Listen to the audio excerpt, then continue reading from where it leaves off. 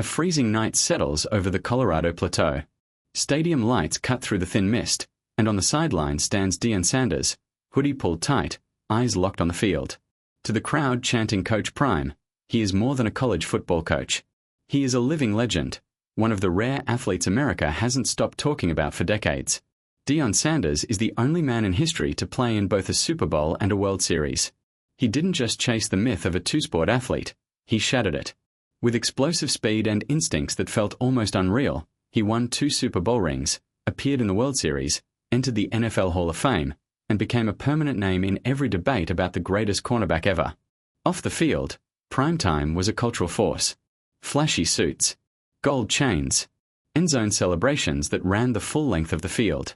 Quotes so bold fans can still recite them word for word.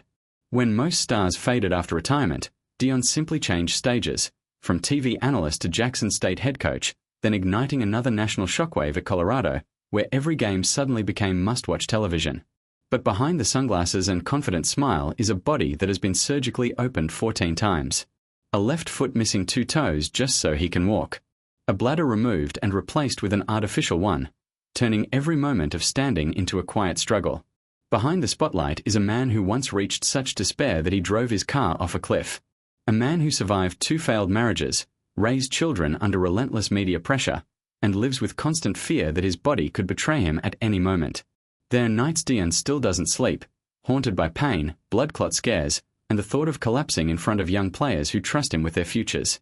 Yet it is in those darkest places where his will burns brightest. Deion Sanders refuses to live as a victim. Every scar has become a lesson. Every setback, a message. Even on mornings when his body feels broken, he forces himself out of bed, step by painful step, toward the practice field. Because in his mind, survival came with responsibility. If God spared him after the cliff, after cancer, after surgeries, then the rest of his life isn't meant for complaints.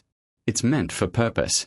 He stands in front of young black men searching for a way out and looks them straight in the eye. His message is simple and undeniable. If I can still stand here, you have no excuse to quit. That belief carries him back to Fort Myers, Florida, where his story truly began. Not beaches and postcards, but sirens, gunshots, poverty, and fear. A childhood shaped by addiction, broken homes, and streets that offered only 3 endings: prison, addiction, or death. Football became his escape route, speed his survival tool. He ran, not just toward success, but away from a future he refused to accept. Today, under the lights in Colorado, the crowd sees Coach Prime. But beneath that name stands the same kid from Fort Myers who learned early that stopping means getting swallowed.